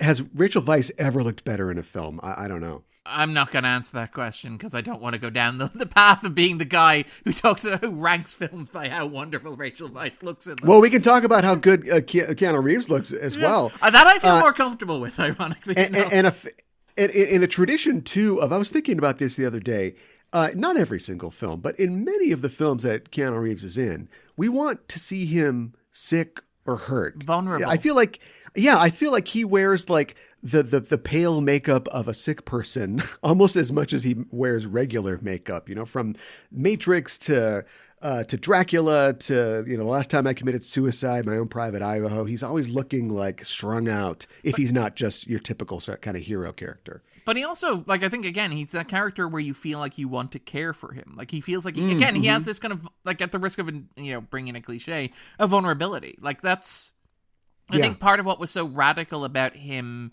in the 90s, where we don't really talk that much about, the 90s action heroes or the action men, because they get kind of lost between, obviously you have, the roided up kind of, action stars of the 80s, where you have, Stallone, Schwarzenegger, Van Damme, even, Chuck Norris, where it's all, we're wearing sleeveless shirts, and we don't look like, again, there's a whole bunch of hard body stuff to unpack there that we don't have time to get into. And then you get to the modern men where it's we just dehydrate ourselves to the point to shred ourselves, to the point where we're fainting on set, where Zac Efron's kidneys may fail suddenly because he doesn't drink enough water. But the idea that these men now, they're built to be appreciated aesthetically more than for movement. Chris Evans is not built for movement, he's built for pleasure. No, but does not work out the legs at all. No. Yeah. But you have this idea that in the 90s you have this again, Reeves is kind of the big one that I think about. I guess you could probably stretch it to somebody say Bruce Willis or whoever, coming out of the sitcoms and things like that as well. Yeah. But this idea of the 90s action star being more vulnerable and being more kind of, relatable, for lack of a better word, but being more human. And kind of Reeves is a character who he's an actor who came up playing teenagers. I mean, arguably he will never escape Bill and Ted. I mean, The Matrix is a movie with a much larger cultural footprint, but even there, it's still whoa. The idea, and arguably, if you want to appreciate his performance in something like Dracula, the key to appreciating that performance is to watch it as Keanu Reeves, an actor completely out of his depth. And I'm really glad that they made this role an American. But I think that he does project that vulnerability where you do want to care for him, and I think that's why this role works for me a lot better than the roles that he's playing around it, where he's, again, trying to push himself, which is good. As an actor, it's good that you try and push yourself. I think that there are, I'm not necessarily thrilled when I see actors, again, not because he's on my mind because he had a big release as we're recording this, The Rock, where The Rock is not an actor who pushes himself. He's not an actor who pushes his directors. He's very happy to play a particular archetype and to play it, relatively efficiently for 90 to 120 minutes at a time. I just want to see the scene where it explains why he doesn't have pointed ears. Well, no, they do steer clear of that one because there's a whole bunch of uncomfortable subtext about Orientalism in there that we don't want to get into. But there is with Reeves, I honestly admire throughout his career his attempt to push himself, his attempt to break the mold, to keep trying new things. But I don't think he wears asshole well, and I think that why Constantine works better than, for example, something like The Watcher or The Gift, which is, again, examples of him playing characters that are nominally unlikable, is that, here he's suffering from lung cancer. No matter how much of an asshole he is, having a terminal lung cancer diagnosis while being introduced saving a young girl from demons means that you will always retain a certain amount of audience sympathy. And he kind of becomes, again, you mentioned this sad sack character, that wonderful moment where he's got the spider trapped in the glass and he breathes the kind of smoke into the glass to hold it, which again is just a beautiful shot. It just looks really good. But it's kind of a moment where it's you understand this character. The reason why this character is an asshole is because he's dying of lung cancer and he constantly feels like he's suffocating in smoke. And also the fact that is arguably self-inflicted. You have the moment earlier on where he's talking to the hospital technician and it's made very clear that he's got this diagnosis before and they've treated it before. And he has continued smoking. In that scene where he's talking to her, he takes out a cigarette and lights it up. So you have this kind of wonderful sense, again, very film noir, this idea of a character who is in some way punishing themselves, who is some way like wants to suffer, in some way maybe wants to die, and is kind of like very slowly enacting that. And I think that gives Constantine a kind of a vulnerability that makes him like a really good Reeves character to watch, I think. Yeah. Let's talk about that ending and talk about the fact that we get, a sort of a noirish ending where it's like, yeah, sweetheart, take the MacGuffin and get rid of it. And there is no kiss. I think they had talked on the film about how they didn't want to go that route with it. And so they didn't even shoot a kiss because they just didn't want to have that in the film. And I respect that. Was it a wise choice? It was a vice choice, yes. And there we get the little VO from him at the end, and then he pulls out something. Turns out that it is a pack of presumably nicotine gum. And for me, in a movie that hits, playing a different tune than the comic book, hits so many of the notes right, I'm like, was it just too much for an American audience for him to go back to smoking? Like he should have, that's what he should have done. They even, we know what they're trying to do, right? Yeah. And like and I've always felt that way. That would be like really core for the character. That's what he did. As soon as he's healed in the comic, he immediately goes on like a 2-day survivor's guilt bender. Yeah, in which he almost misses like, the death of this other friend that he's made and continues to destroy his life. I was just watching the film with my girlfriend who hadn't seen it, I don't think, since it came out. And she commented on that at the end. She's like, wait, now he can fuck up a whole new pair of lungs.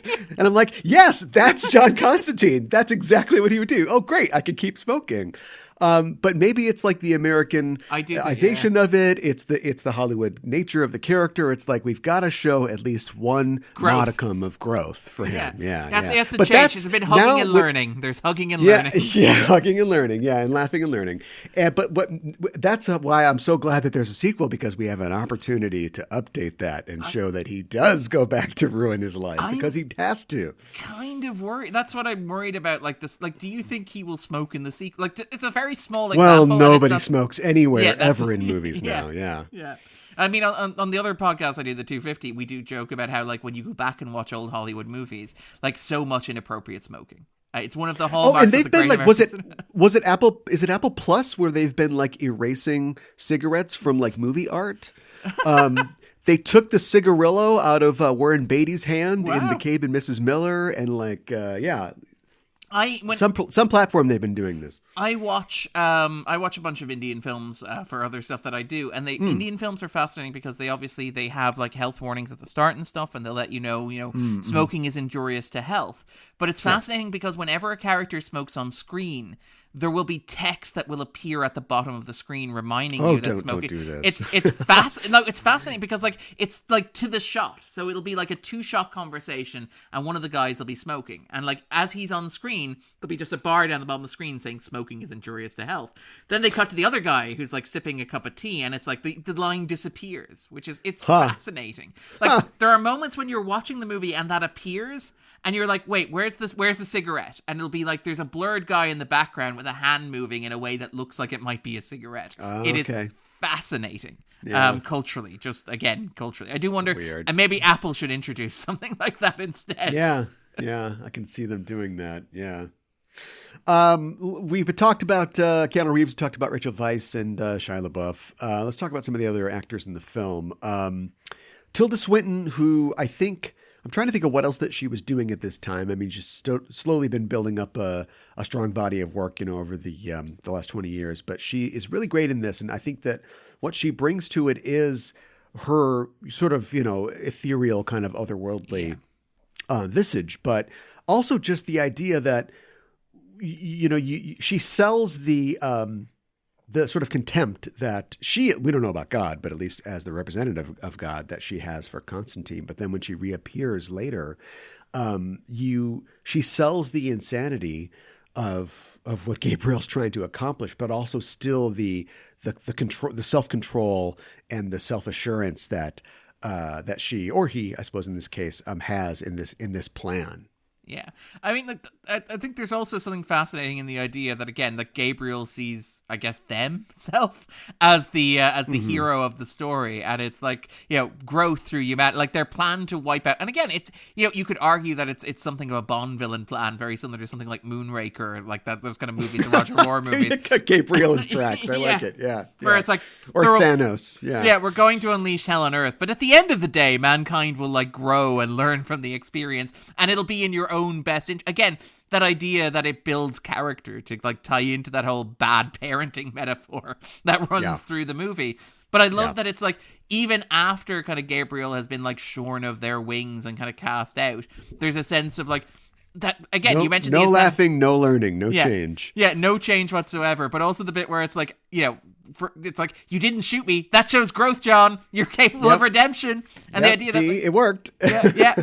Which is kind of amazing. Like, again, I love that kind of commitment to the bit, which is kind of, and again, it would be so easy to kill Gabriel off, or to have them die at like the peak, or to turn them into, again, they are kind of a raving lunatic, but they're not what a raving lunatic generally is in a movie like this. And I think Swinton is really good at playing that kind of like razor sharp kind of like twists. Again, the fact that like they're introduced in the halls of power in the library, like sitting by a giant fireplace, which again is kind of something lifted directly from the Ennis comics, if I remember correctly. That's where like Constantine, snob is called in the comics. He is the snob. He used to meet him at kind of gentlemen's clubs in London and stuff like that. And the idea that that Gabriel is just kind of above it all, and then like I think throughout Ennis's run, Gabriel is like consistently humiliated, and there is a sense of that kind of here, but not quite, where Gabriel is almost too optimistic or too upbeat or too, again, committed to the bit to be defeated. Like there's a sense of like, always look on the bright side, which is, again, at the risk of, again, indulging in cliches, very American outlook on life, where it's like, it's just a temporary setback, it's just a flesh wound. Everything will be gone. Like, part of me is like, I do kind of want to see Swinton back for the second movie. I don't know if she's been confirmed. I don't know. Yeah. But I would love to see, even if it's just a small kind of thing where it's like, it's just a thing that Constantine deals with on occasion, is Gabriel trying to insert itself or themselves into his life. I do kind of like, I love that character as the antagonist in a movie like this, where it's not point the gun, kill the girl, rant and get shot or murdered. It's like, no, I suffered a bit of a setback, but it's still good. Plan's still good. And it's really the only victory that he can have over these forces. Like, this isn't some bad guy, some gangster or something in the Maltese Falcon. Like, it is literally Satan. It is literally an archangel. But he can still beat them at their own game, as it were, and chagrin them. And it's enough for Satan to be like, all right, you asshole, fine. Yeah, well, I mean, let's talk about Peter Stormare, who steals the movie in a scene. Is this the best cinematic depiction of Satan, or what? Quite possible. Like even just down to the introduction, like the shot of his, like, greasy, is it like oily? I think feet? It's tar. Yeah, like just like the fact that like he's introduced with his like bare feet, white suit, tar covered, like so scuzzy. Apparently, the suit and his wardrobe was Stormare's idea. Like, initially, they had wanted to have leather trousers, a dog collar with spikes, like a real, and so he was like, no, I want to wear like this like suit, but like my feet are like just filthy. And that was great. Like, again, I don't know if he's the best depiction of Satan in a major motion picture, but it is astonishing how he is, like, he's a one-scene wonder. He shows up, and when he shows up, the movie is his, which is exactly what you want from an actor playing Satan. And again, this is, like, a couple of years after he did, I think of him popping in Minority Report, I think, which is 2002, which, and obviously, like, he'd done Fargo and stuff in the 90s, but that was arguably part of a double act with, Steve Buscemi, I think, gained a lot of the... Steve Buscemi, I think, got a lot of the kind of traction from that, even though he was great in it. But I do think that, once you hit kind of like Spielberg using him in Minority Report, he kind of takes off. And I think this is one of those great performances where he's owning it. And he's having such fun. And the character is, again, because it's a film noir, he has his own agenda and he has his own motivation. And again, very much playing off the comic book from which this is drawing, the idea of manipulating that agenda to serve Constantine's own end, where he again, this is a movie where the lead character kills himself as a tactical decision. Wins. As a tactical decision. Like, at an optimal moment in the plot, the main character... Let's see Captain America do that. Yeah. It's time for a tactical suicide. But it's so... Again, part of me is like, I'm now wondering how much of this was, whether intentionally or not, drawn from Monty Python movies, between the Holy Hand Grenade or the Crack Suicide Squad. The Suicide Squad, yeah. Yeah, but like, it's so good. And the fact that because of the way that's structured, it means that, like, Constantine doesn't necessarily get to beat Lucifer. He doesn't even get to beat Gabriel. He just manages to throw their agendas into conflict with one another in such a way that the outcome ends up basically at a stalemate, as good as it can be. Which is like a really smart way of doing it. As you said, like, he doesn't win. He's not a gangster with a gun. He's like a primal elemental force. And like, even the visuals, like the visual where like Stormare is like ready to drag him to hell and he just gets stuck. Like, it's just such a good visual of this force stopping him. And, like, how he doesn't seem to notice and how he grows gradually frustrated, but without it being, again, very showy, very bombastic. Like, you know, fisticuffs, kind of like magic or ray like guns. Or an energy shield or something. It's just such an interesting, grounded idea that you get what's happening. It's like, oh, he's just heavier. He just cannot be moved from the spot. Yeah. No colored beams. Like, again, at the risk of evoking modern superhero movies. Right. Yeah, he's so hammy, but it works. You know what I mean? And he's got a complete lack of reverence that the devil should have. He is irreverent, you know. And you compare it to something like Jared Leto's Joker, which is just a lot of Sturm und Drang in service of absolutely nothing. Like, it's just like the opposite end of a scale. No, it's so good. And again, the idea that this is set up quite early in the movie as a Chekhov's gun, the idea that, you know, I hear Satan will come to Earth himself to collect it, to personally collect it. Like, again, set up and payoff. It's you know, I'm not saying it's like Chekhov or Shakespeare or anything like that, but the idea that the movie does play fair with the audience, and it's like, oh yeah, we were told earlier in the movie that this would happen. I heard the devil's stomach rumbling. Yeah, that's it. I thought I heard thunder, or maybe it was just the devil's stomach. But yeah, like the idea that we have been told that this is going to happen, and it pays off in a way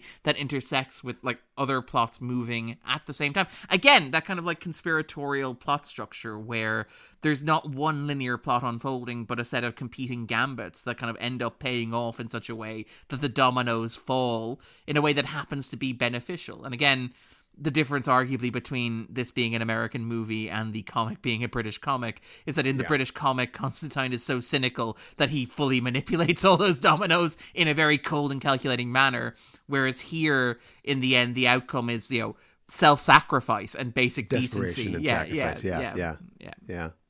I have a segment on the show called Checking on the State of the Robot Holocaust. And it's based on my theory that you can tell within 30 seconds, maybe a few minutes, if the film that you're watching is going to be a quote-unquote bad film. If the film opens with excessive voiceover, overly long title cards, or over water, you know that helicopter shot? Oh, the drone shot now, water. Yeah. A previous guest pegged on-the-nose musical choices, or seeing the main character in the first scene as being indicators. I also think that when the opening credits exist in the world of the film, like when they're hanging in the sky in space, which was a fad that was really popular in the aughts, these are all indicators that you might be in for a bad time. And it's funny because that's exactly what we get in this film. We get a card explaining the Spear of Destiny and a quote attributed to no one. It's not a real quote. Yeah, which I love, by the way. Like the quote, the quote tells you, like it's in universe lore for the Spear of Destiny, and then you get like an out of universe lore telling you that Spear of Destiny has not yet been recovered, and then you see the Spear of Destiny being recovered. There it is. Yeah.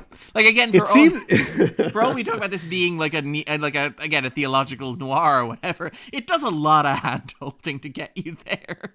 And it seems to indicate that we're in for a bad time in the film. Although we enjoy the film, it screams of studio notes to me. You know, like people have to understand who's this guy in Mexico, what's going on. The kind of voiceover at the end. I mean, I guess it's a noir. It's a fine way to end a noir film, I suppose. But also just having him go, well, maybe things are going to turn out okay. Have some gum. It does feel like the alternate cut of a much darker movie. It does. Yeah. Again, it feels kind of like again, I'm evoking movies that are much better than this, to be clear. But it's like the studio mandated version of Touch of Evil or something like that, where it's like, and then we replaced the shot of the cigarettes with the shot of the nicotine gum, and we gave him a voiceover at the end. Very Blade Runner-esque, Yeah. Right. Yeah. Give us the Lawrence cut. Yeah, that's what we need. Put Michelle Monaghan back in the movie. Yeah. Ooh, yes. So as far as the state of the robot holocaust, we got much bigger fish to fry. We've got an insane angel trying to use the spear of destiny to bring the son of Satan into this world. Robots don't have souls. They've got no dog in this fight, so I think this one gets a pass. Let's talk about the pick of the patch, talking about some of the reviews of the film. Sometimes on the show we run into the phenomenon where a film was poorly received at its release, but with the benefit of history, it's seen as better or even a classic sometimes. So it has a very high score on Rotten Tomatoes, thanks to contemporary internet reviewers giving it praise. This film was released when internet commentary was a thing, and it hasn't seen that bump that a lot of films get when modern reviewers take a look back at it. And we've talked about this. I guess I would have said that this film has been almost completely forgotten, except for the fact that, surprise, there is a sequel currently in development, and everybody loves Constantine now. Yeah. So here's some negative reviews from the time. Karina Chicano of the Los Angeles Times gave it a 2.5 stars out of 5 rating, saying, despite some witty special effects and an appealing concept, Constantine meanders in too many directions to make sense even to itself. I don't know if I agree with that, but that seems to be a fairly consensus for critics of the time. Ty Burr of the Boston Globe gave it 2.5 out of 4 stars and said, alternates between quiet, surprisingly dull scenes in which the hero and the girl talk in that italicized comic book way about his past and orgies of computer pixels dressed up as gibbering fiends. Ty's really feeling his oats on that one. Roger Ebert gave it a 1.5 out of 4 and said, Reeves has a deliberately morose energy level in the movie, as befits one who has seen hell, walks among half-demons, and is dying. That's not really a negative excerpt from the review, but he did give it, like I said, a 1.5 out of 4. And Mark Ronner of Seattle Times gave it 2 out of 4, said Reeves plays one of the comic book world's most intriguing anti-heroes in an adaptation that isn't the massive screw-up fans rightfully expected, but has a cool to silly ratio that's just barely acceptable. So that is on the plus side of favorable. Counterpoint, what if the silliness is cool?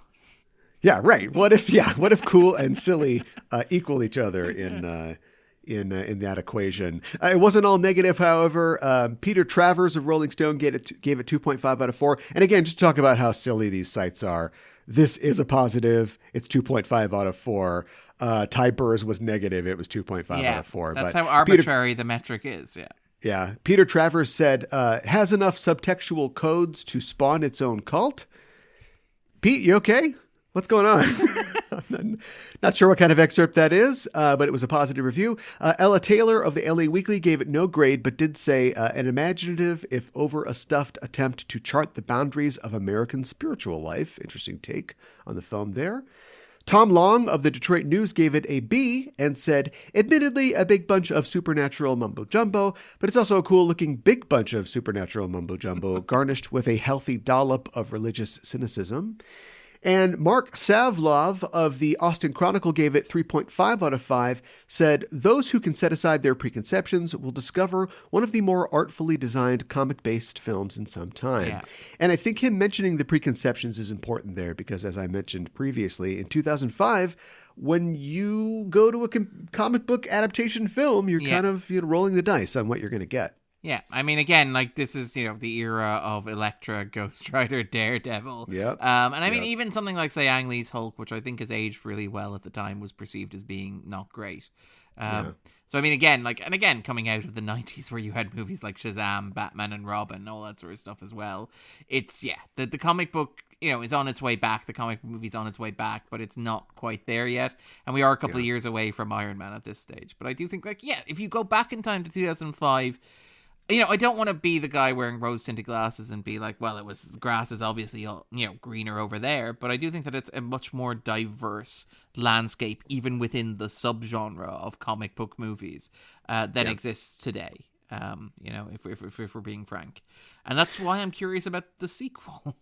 Yeah, me too. And wondering where they'll go. I think this is, I talked about how I think it's more more than the sum of its parts. I mean, it is the proverbial lightning in a bottle. Like, there's no way that the director of The Hunger Games Catching Fire can come back and do this again. But who knows? We don't know who the screenwriter is, I don't think, do we? Oh, wait a minute. Akiva Goldsmith. Akiva Goldsman. So, there's no way that we're going to get anything out of this. No.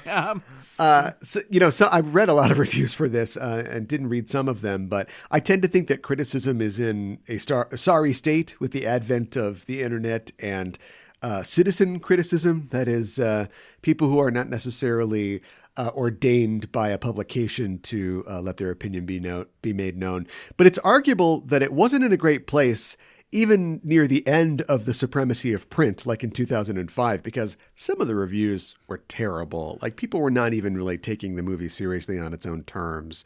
There are no qualifications to be a film critic. Well, that's it. Well, I mean, again, I think genre film and television has always been something that has suffered from being kind of looked down the nose at, where it's not something that is taken seriously. And again, I mean, this very much, it's 2005, as you said, it's a comic book movie. That's part of context as well. So it's like Elektra, Daredevil. It's a CGI dominated movie as well, at a time when people are, in hindsight, perhaps rightly worried about what CGI is going to do to movie making. But there is that level of anxiety of, this is a movie that features extensive CGI and it's a comic book movie. So I do think that there is a kind of an institutional bias there. And I mean, I do think that if you look on, this is a movie that, and again, I worry that, I guess this is the premise of the show, to be fair, reviewing the reviewers, kind of trying to simplify or understand the trends that shape the way in which a movie is received beyond the movie itself. Because again, so much of, movie criticism and film criticism in particular is a study in sociology, where how a movie is received says as much about the time and the attitudes of the time as it does about the movie itself. And again, that's arguably part of why movies are reclaimed so frequently, because they are either ahead of their time, or with the benefit of hindsight, we can understand how they fit in with their time more interestingly. But I do think that Constantine kind of suffers from it's a movie where the extremely online fan base, the ain't it cool kind of news groups, those sorts of critics are going to hate it because it in no way resembles the source material from which it's drawn.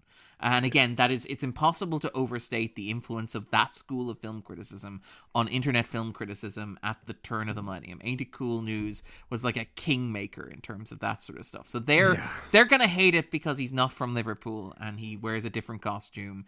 And, it's an adaptation of the Garth Ennis story that isn't actually, an adaptation of the Garth Ennis story. And then on the other hand, you have the establishment critics, who are, as you mentioned, all the people who are writing for print newspapers. And they're going to be predisposed to dislike it because it is, first of all, it's a comic book adaptation where Batman Begins comes out comes out this year, and that's oh my god, these things can be good. These things can have classical filmmaking technique applied to them, and that's Nolan, a man who wears a scarf and drinks from a flask of tea while making movies. That's the level of establishment you have to be making a comic book movie in 2005 to be taken seriously. And I say that as somebody who adores Nolan. But it's if you are writing in the Washington Post, you're writing in the San Francisco Chronicle, it's you are probably going to be in a position where it's another one of these. And it's I'm not going to necessarily take this seriously. And again, that's why I would argue so many of the movies that are reevaluated are in the genres that people look down on. The kind of the genre, the ghetto, as it were. Things like, horror movies, science fiction movies, arguably even action movies as well. Kind of genres that are seen as being disposable. And I think this, intersects all of those as well. So, I mean, again, at the risk of reviewing the reviewers and kind of overcomplicating the kind of narrative of why this was received the way it was, I think it fell between those two stools. I wonder if it were released today, this exact movie. This is the thing where it's you go back and you look at something say, to pick an example, Roger Zemeckis's What Lies Beneath from, I think, is that 1998, for example.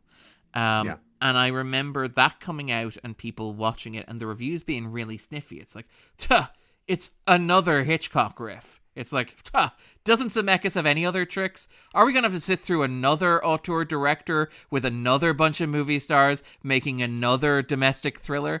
And it's like, if you release that exact same movie in cinemas in 2022, film critics would be like, thank goodness. Man, like it's like an oasis in the desert. It's like, thank goodness somebody has remembered how to make a classical film. And I do wonder if you release like Constantine, obviously it still has all the CGI stuff in it, but would people be like, this is a different kind of superhero movie. This is like drawing from the film noir tradition.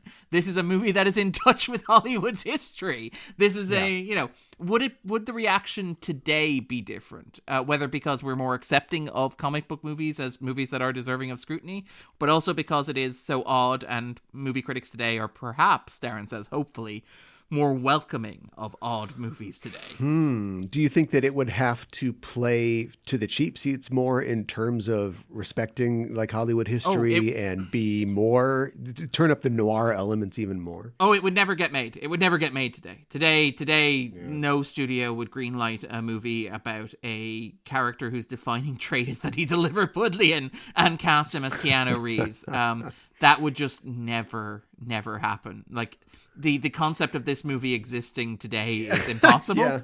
We haven't even talked about like the great British tradition of like gangster films and TV shows and how Constantine sort of fits into that and how we totally lack that. Like over here, there's just no context for it. So, and again, like the idea that like where the comic book movie was, where you had all this stuff drawing from, and again, I say drawing from very loosely, but drawing from like Miller and drawing from Moore and drawing from like, again, comic books arguably shifting in the late 80s, Moore and Miller kind of coming in and like reinventing what comic books could be, kind of like pushing the boundaries of the genre.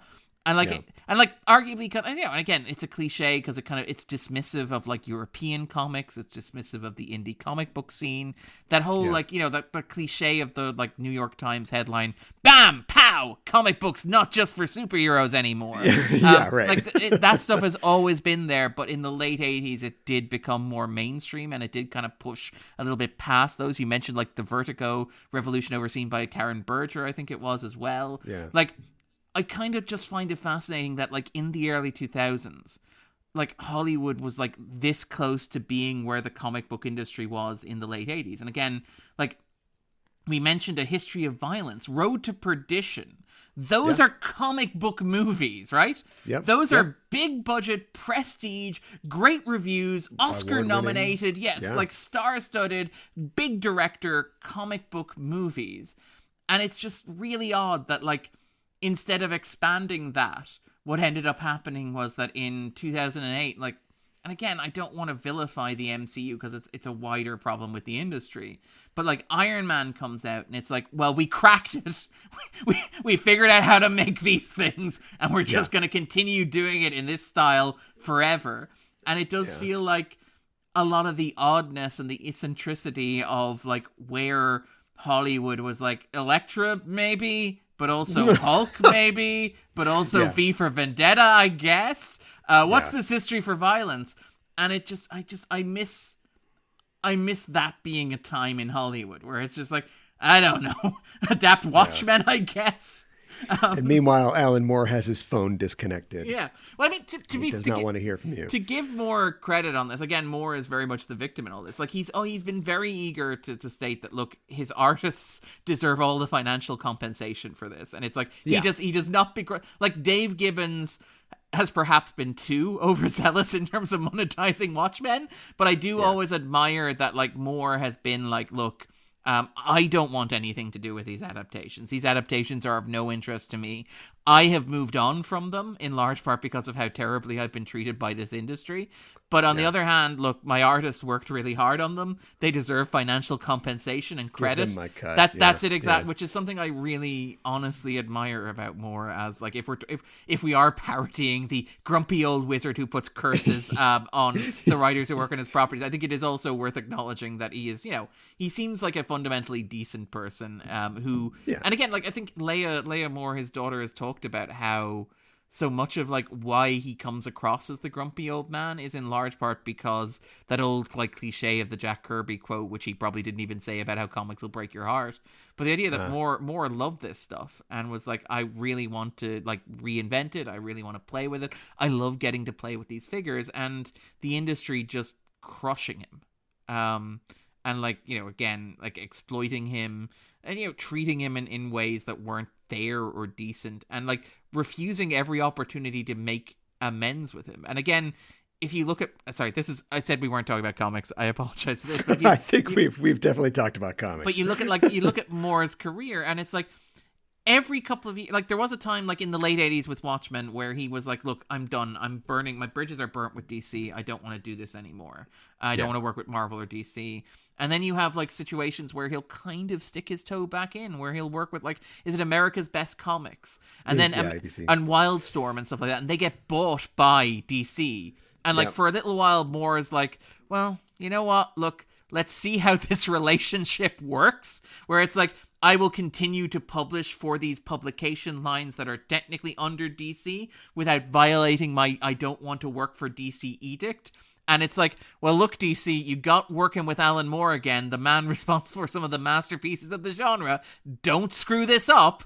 And it's like every opportunity, it's like every chance Moore has given the industry, he has found himself being screwed over in ways that are horrible and grotesque and just really, frankly, violating after all of like the leaps of faith that he makes and the goodwill gestures he's made.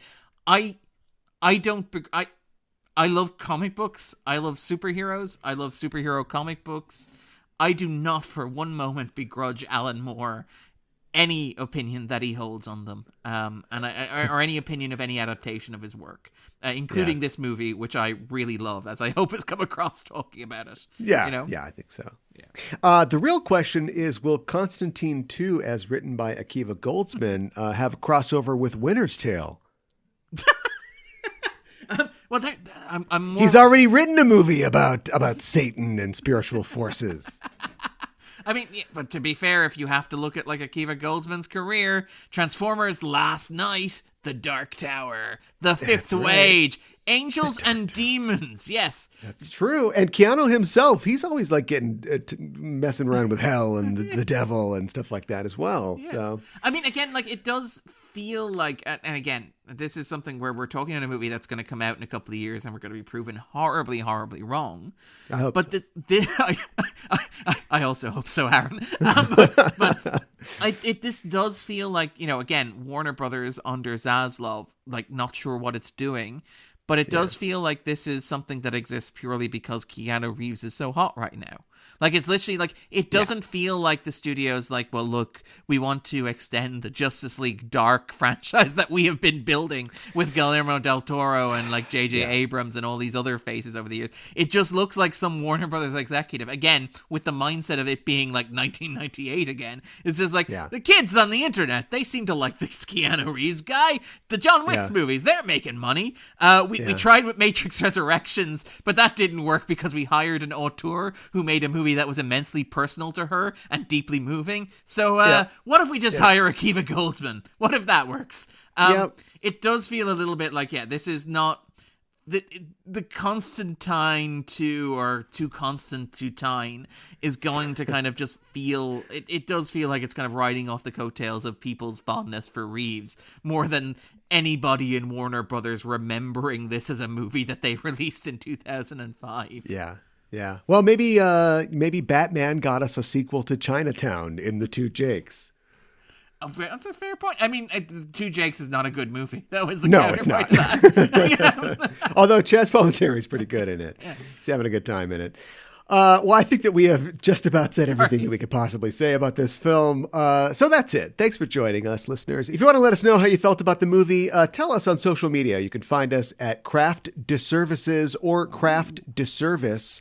No S at the end. Also, we have a link to our Discord in the show notes. So join our Discord. It's free. It's fun. We talk about movies, comic books, TV shows, and all those nerdy topics. Darren, tell people where they can find you online. Yeah, you can find me on Twitter at Darren_Mooney. So just come talk to me about movies there.